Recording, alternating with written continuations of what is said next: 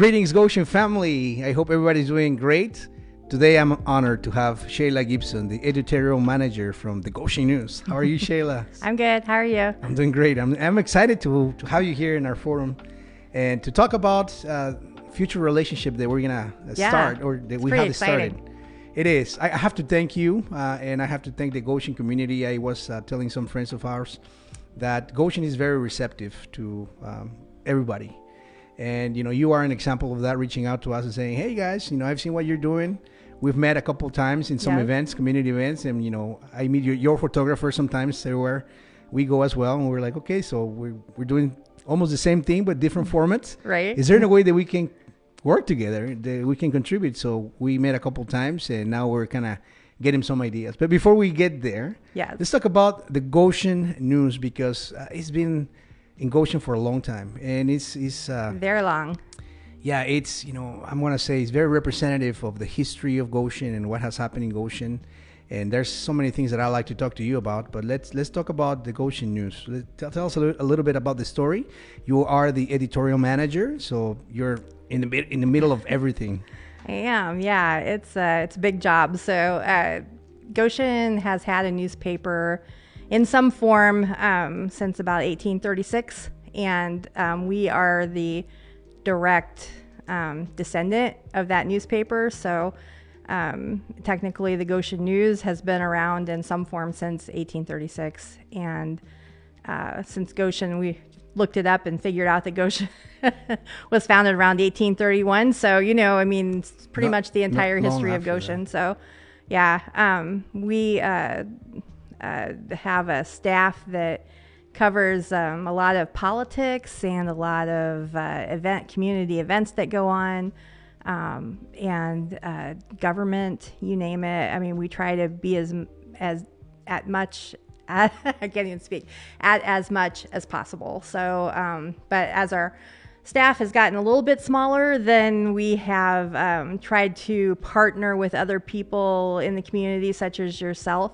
to keep telling stories about people in our community and try to expand into parts that perhaps we haven't really given a lot of coverage to before, and not because we didn't want to, but because there just wasn't a mechanism to do that. So either cultural or language barriers. So I really, as editor, tried to reach out and kind of find a way to bridge that gap.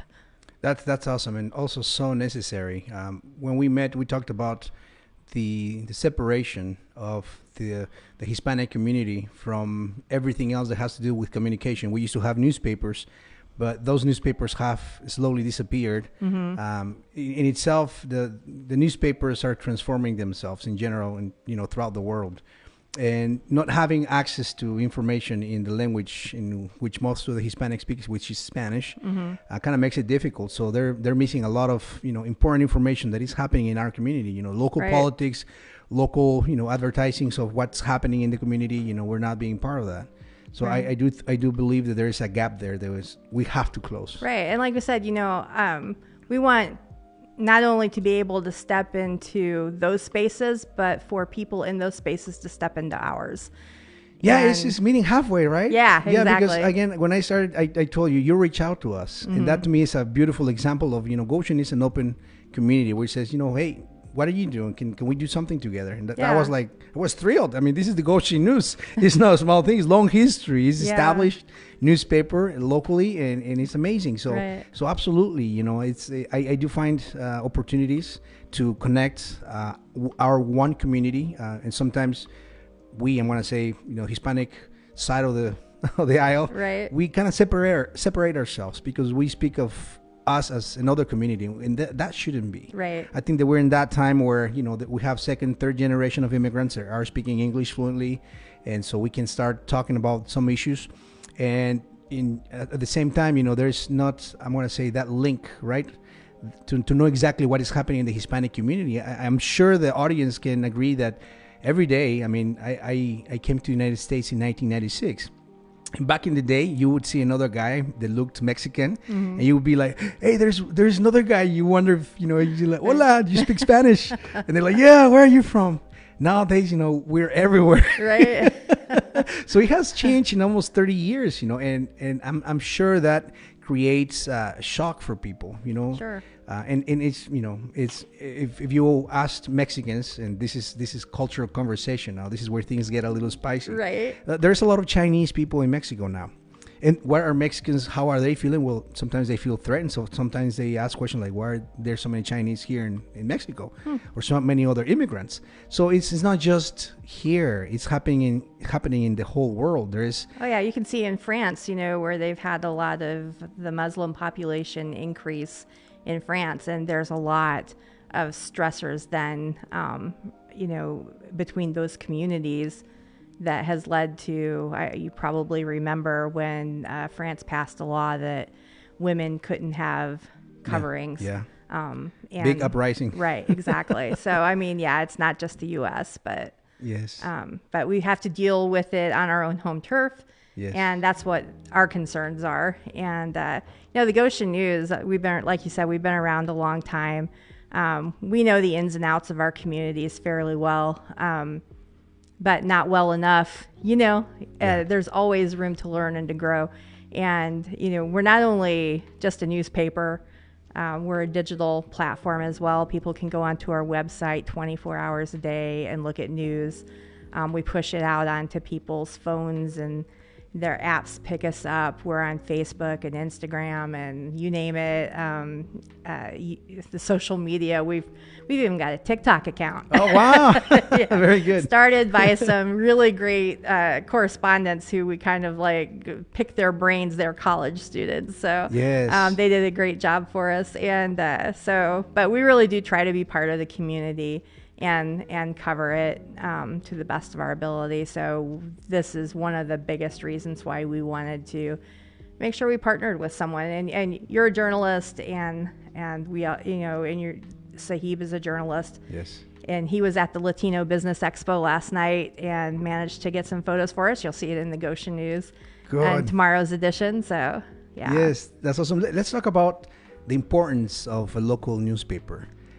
We talked about the cultural, separation or the gap that is there, but also the generational, new generations are not probably, I'm going to say, they're not used to reading newspapers. Right. That's one thing that you remember your grandfather or your dad, reading the newspaper, getting home. And some generations feel comfortable. I love reading newspapers, having the paper in front of me. I love doing that.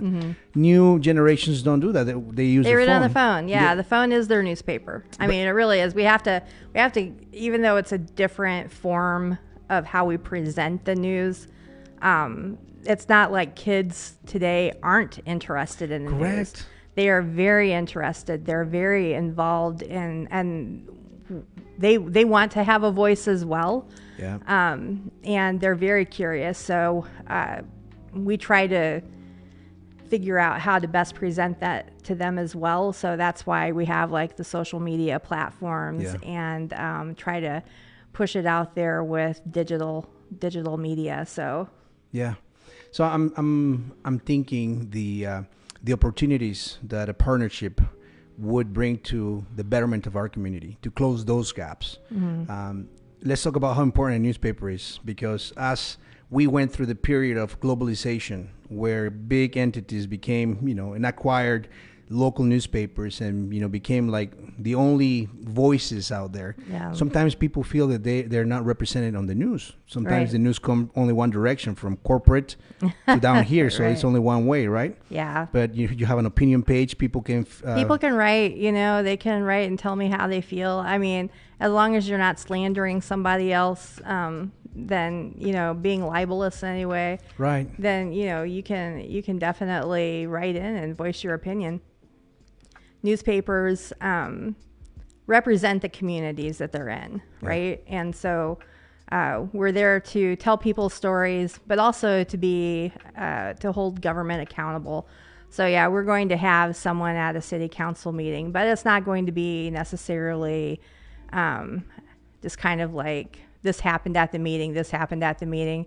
The goal in journalism these days is to present not in a manner that tells you what you should think, at least, I know we get accused of that a lot, Yeah. But that's not the way that we write it. It's to tell you how it's going to affect you. Yeah. So, you can make a personalized story out of like tax rates, or, that your water bills are going to increase, that kind of thing. And you're not really going to find that on a national level. That's where Right. your local newspaper is going to be covering it. I mean, even like TV stations, we have some really great TV stations around here who are really on top of things.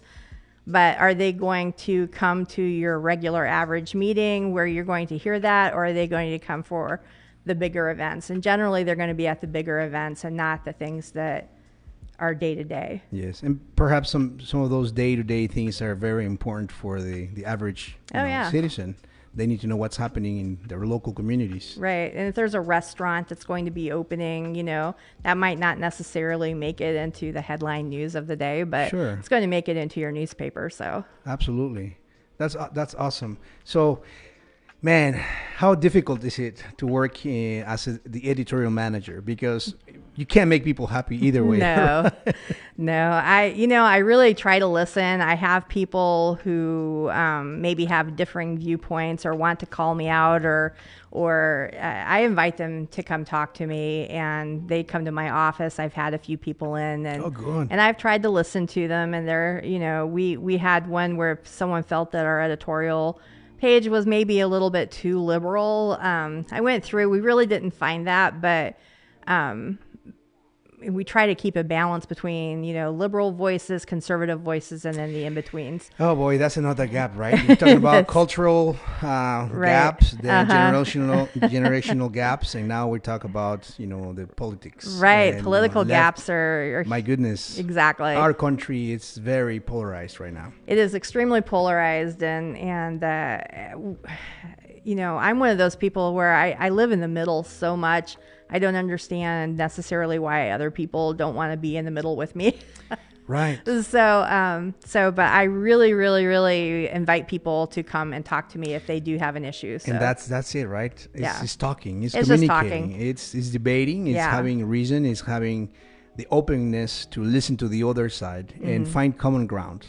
Right. At the end, we're family, and I think that's, in my opinion, that's why a newspaper is important, because we can divide about the national, politics, but that really doesn't change our reality today. Right. I mean, those are things that are out of our control. What's happening in New York versus Florida? Take those two states, right, or California and Florida, and you can say a lot of things about those two states, but that's out of our control. What's happening here? How can we make a better community through talking to other people? Right. And we can control what goes on in our local communities through just talking to each other, and then also our state. I feel like we have a lot that we can contribute to our state government.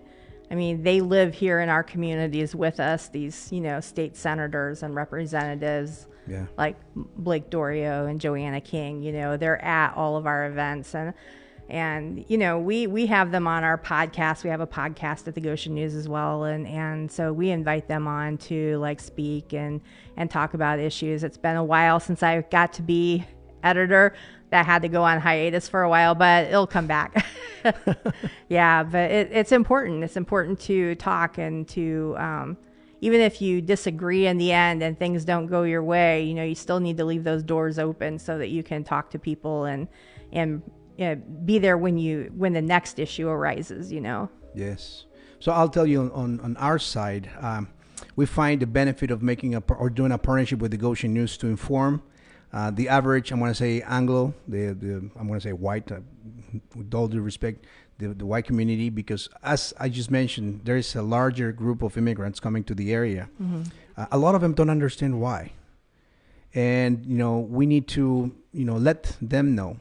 I'll tell you, I speak with immigrants every single day, and if you ask them, whether they would like to be here or if they would like to be back in their country, if everything there was okay, they would tell you right away. They'd rather be with their families in their countries. Sure. Yeah. But it has been the effect of several historic events, economic policy, foreign policy, war, that has driven a lot of immigrants to the area, and this is where it becomes almost educative. Listen, there's yes, we are growing here, and that creates friction And that's regular what's happening anywhere. I just told you Mexico, the same thing. You go to any other country, but I think that by telling the stories and telling the why, I think that we can be more compassionate and more empathetic into understanding, okay, this is happening, but it's not really just happening out of the blue. There are some root causes that, maybe we as the nation have done to create all this migrant influx of people. Right. So this is where things get a little spicy. I told you, it's Right. It's sometimes what you have to say is not what people want to hear, but it is nonetheless the truth. Right. And isn't that what newspapers are supposed to publish? We try our best, at absolutely presenting that. But what we're going to do, we're going to do it very journalistically. We're going to do it very straightforward, and in our work with the Goshen Chronicles, we hope that people can, even if you agree that yes, there should be secure borders, which I don't think a lot of people disagree necessarily that the United States shouldn't have secure borders. Right. I think most countries in the world do. Yeah. I think that you still need to learn about what drives people to cross a river that now they've got some sort of floating barrier in, or send your families over with people you don't know, or walk. You see these caravans. Why would you go all the way through Central America up through Mexico and then come into the United States when people are trying to keep you out of the United States? So why would you do that? And I would really like to explore the whys. Yeah. And I think that could tell a great story, whether or not, like you said, politically you agree with this or that on national border security, that you should know why these people feel that they need to be in the United States. Yes. So that's what I hope. I also would like to let everybody know that the Hispanic community is not monolith. We don't all think the same. And when I say they, I'm talking about the large media groups that try to portray all Hispanics as, one way or the other. We're not. Yeah, sit in Goshen for 5 minutes. That's true, right? Yes, right. So we have different opinions, and we all think different. And especially now that we have second and third generation immigrants, and I say immigrants, though they're not immigrants because most of them were here, they live the effects of the immigration policy and the effects of their parents leaving everything behind, having an identity, a cultural identity. I mean, my kids, I speak to them about Mexico and they're like, okay, that sounds cool, but I've never been there and I've never eaten that. And so I just trust that, but they're not seen really like full Americans or full Mexicans. So it's like weird for them. Yeah. And when you get to second or third generations who have been in the United States, I think they respect their heritage, but do they not feel like they're American, And I would hope that would be the case because they are Americans. Right. But so, that kind of storytelling as well, you might look different than, say, what your typical, like we said, Anglo person, the pale and whatever, or that we speak English and not another language, or whatever the perceived differences might be in a person, they're still American when you get into a second and third generation and on. And so are they treated any differently because of their heritage? Yeah. And then that becomes a problem if they are, because they have all the rights and everything of being a citizen. That goes both ways, and that's amazing because nowadays people are given jobs or they're giving opportunities because of their color. Right. And so we've talked about this with some friends, and we're like, I don't want people to give me opportunities because I'm Hispanic. I want opportunities because of my merits, and that's equality. Yeah. I don't want to get favors because I'm Mexican or black or what I want. And that's something a person, what's the PC term now? Person of color, right? Right. I can say, I can't say that as someone who is, of my, my color or whatever. I'm, I have zero really of any type of, I'm Scottish, Irish, whatever in the past historical parts of my being. Right. But my family has been in here forever, and so I really have no status or leg to stand on here on talking about what people of color should be doing with their lives or whatever. But, you know, a person of color can. And that, to me, is where I feel comfortable working with people to say that, you know, like, so with Goshen Chronicles, can I say that about, you know, people in the Latino community? No, I have no experience in the Latino community at all. You know, and I haven't lived that way. And so you know, working with the Goshen Chronicles, I feel that we can better tell people's stories and get that perspective, the wide variety of perspectives in the Latino community that we otherwise wouldn't get. Yes. So see, this is what happens when two people sit down and talk about issues. And I think it's beautiful, you know, because we can express ourselves with respect and say what we think, and perhaps get some curiosity in our audience to start thinking about, you know, what the other person thinks, right? And what is happening in the other person's mind. Right. And isn't that it, truly? I just want to know what you think, you know? Right. I truly, I am a curious person. I want to know what people think. And, you know, what are their wants, and what do they, you know, how do they see me, and how do they see themselves? And you know, it's a really curious thing. And meeting, as we have said before, meeting in the middle and being able to talk about that in an open and honest manner, there's got to be some trust there. Yeah. And we can create that with the people who we interview. I believe truly that we can do that. And bring their stories to life. So yes. So let me give some of my ideas for sharing our stories. When I listen to my friends' stories, the immigrant stories of you know, everything they left behind. There's a lot of immigrants from Venezuela nowadays here in the area. Everybody knows what's happening in Venezuela. Everybody knows what's happening in Ukraine. There are migrants from the Ukraine coming to the United States. And there's some stories that are heartbreaking. But I think that when you ask questions and when you listen to those stories, you find always a human being telling you what they went through. And most, I want to say, Anglo-speaking people need to remember that this country was, you know, founded by immigrants. You know, there were some people here already. That's, you know, very respected.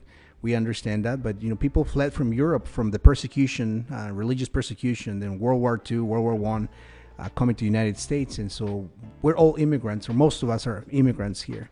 But the most important thing is that we are all humans. We might not be all immigrants, but we're all humans. Right. And it's finding humanity, it's finding, you know, the human inside that person, and you know, getting through our biases both ways. It just doesn't work one way or the other. It's all of us, you know, on our side.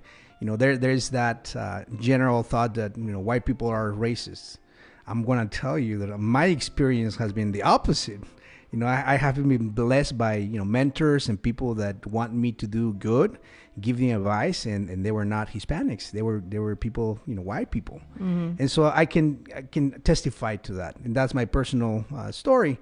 Now, you might have other stories, but, you know, it's not just, like I said, everybody's not the same. Right. We have to have the time to sit down and talk, and then enjoy the other person's conversation and try to understand who they are. But so that's why I'm interested in this partnership, to let our community know who we are, where we're coming from, and start a conversation. Right. We talked about how the demographics of the Hispanic community is looking like. I believe in our high school is 65% Hispanic nowadays. Is it up that high yet? Yes. Wow. And I knew it was over 50 there for a while. So I mean, this is not going to change. Talking about the demographic part of the pie per se, this is not going to change. If anything, you know, Hispanics are having more kids, and so it's just, we need to be together. We need to work together. For the sake of our country, for the sake of our communities, we need to learn to live together, and we need to learn to cooperate. And I think the media, the newspaper, you know, podcasts, we can help with that. We can. we are, you know, what people see out there. If they want to get their information, they come to the Goshen News. If they want to hear some people's stories, they come to the Goshen Chronicles. So let's share those stories. Right. Let's give them an example of what we can do together when we work together. Putting the focus on our community first. Right. And Goshen News has been here for 180 some years. And it's a long time. I'm sure you guys have covered a lot of different events, and I've seen a lot of changes in our community. But Yeah, yeah, and you know, one of the changes, and I know people really, when we had really low unemployment, you know, and then all of a sudden we were doing really well for years, and then 2008 hit, and Yeah, the economics. Oh yeah, the economics did something, I believe, to the Latino population. I don't know what happened all of a sudden, because we were growing so quickly in the Latino community. And then the economics of it, when everything bottomed out, I'm not sure if they just moved elsewhere or what happened. I'll tell you that I saw friends going back to our countries, and it was very sad, very, very sad. Many, many years after that, so families going back with nothing. But the growth doesn't feel the same now, like as what it did before then. And I think that would be a very interesting story to tell as well. Yes. There's a lot of stories that we gotta. Yeah, I know, right? So there's a lot of work. Yeah. And right now, the current condition of our country, I think, is very critical. Mm-hmm. I think that we're in a turning point. I think I smell change. I don't know how you feel about that. If we ask our audience, I think that you know, politics is so polarized right now, and there's so much polarization in many different directions that we need people. I think the most patriotic thing to do right now is look for the center. Mm-hmm. And come together and forget about our differences, find common ground, come together, and let's talk about those things. Because, you know, again, things are getting too polarized. We don't need more polarization. We need to come to the center. We need to work together. Yeah. The big question, and it's a huge question, is how do you do that in this environment? So, and it starts in your community, right? So, for sure, we're not going to let, you know, the big voices, let's just say that, right? They're not going to do that. You know, there's still too many agendas at stake, political, economic, you name it, you know, and that's what divides everybody. But let's focus on what we have here in our town. Mm-hmm. Let's work together. And this is an invitation also for our audience to challenge their mindset, to take a challenge and take a step forward to the center. Yeah, because, you know, we're not going to tell you how to vote. Right. We're not, you know. I'm sure both of us have friends who are all over the political spectrum. Oh, yeah. Absolutely. And I never tell anyone, because of my position, I never talk about how I vote, who I vote for, anything like that. But I do vote. And I feel that that's really important. And so we've got an election coming up here in November that are city government elections. Yeah. These are where you can make a huge difference. But, you know, a lot of people do not vote in these city elections because they're not the big, sexy presidential elections. Right. So, but I want to encourage everyone to go out and vote this fall as well. Yes. And, you know, there's a lot you can do with your vote. We've had decisions on who won a race by just a couple of votes before. Oh, wow. Yeah. That close, so it's really important for people to get out and vote. So I'm just encouraging, I'm taking a little moment to encourage people to go out and vote.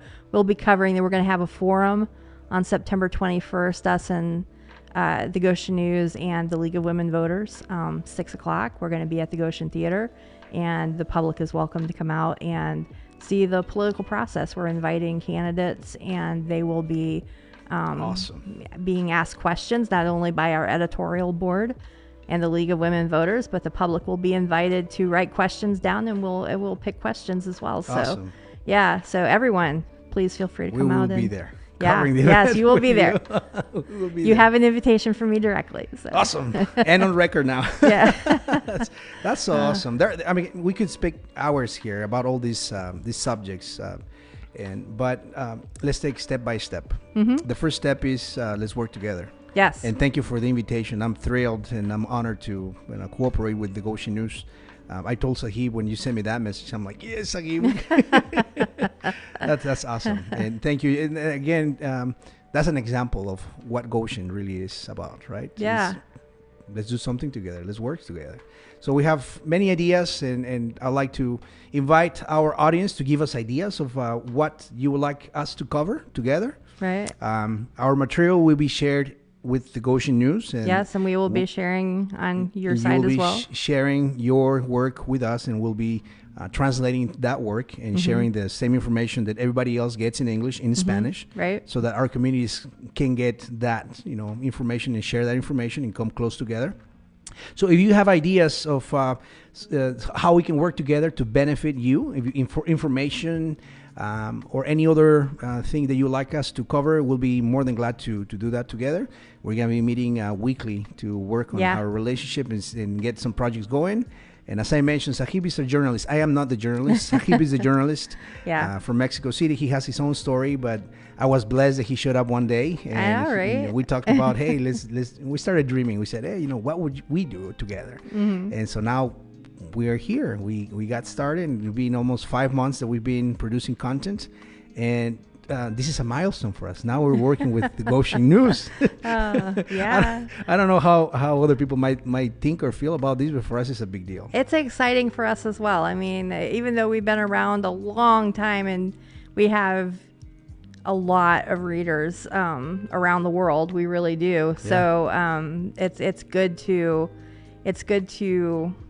partner with people in the community who care as much about their community and as much as news value as possible. I mean, and yes. I think the Goshen Chronicle cares, and and journalistic standards, I think, will definitely, Sahib being a journalist, I mean, we will work together just fine. And you will publish his first article about the tomorrow. Hispanic Business Expo, right? Right, yeah. Awesome. He took some great photos. I mean, yeah. They're all right, so. Very good. But yeah, looking forward Sheila, to it. I am so excited about this. And I thank you once again for coming to our studio and talking and sharing this information with our community. We'll be doing some other work with the Maple City Community Orchestra as well. Mm-hmm. Music and the arts is another way that we can get our communities together. Forget about everything else. Music is the international language. Oh, isn't it? And I love music. You can just get together to music. So let's get our community together. That's what we want to do. Yeah, and we'll do it. I mean, we'll tell people stories and hopefully our coverage of everyday issues as well will have at least a wider audience with you being able to spread that out on your platform as well. Yes. And likewise on our end. Yeah. So thank you so much. Yeah, thank you. Looking forward to this. Yes, me too. Well, there you have it. Follow us. Follow the Goshen News. They have all the social media and they have TikToks as well. TikToks, that's right. You can subscribe to our YouTube channel, the Goshen Chronicles. You can follow us here on Facebook and share this information. You help us when you share our videos, our content. And we really invite you to give us ideas. You can send us an email to info@thegoshenchronicles.com, or you can just send us a message through either Facebook or YouTube, and we will start publishing these stories. Whatever ideas might come from the audience, we'll start working on those, and we'll start working together. Sheila? Absolutely. Well, thank you so much. I am Magdiel Santiago. This is the Goshen Chronicles and the Goshen News. Thank you.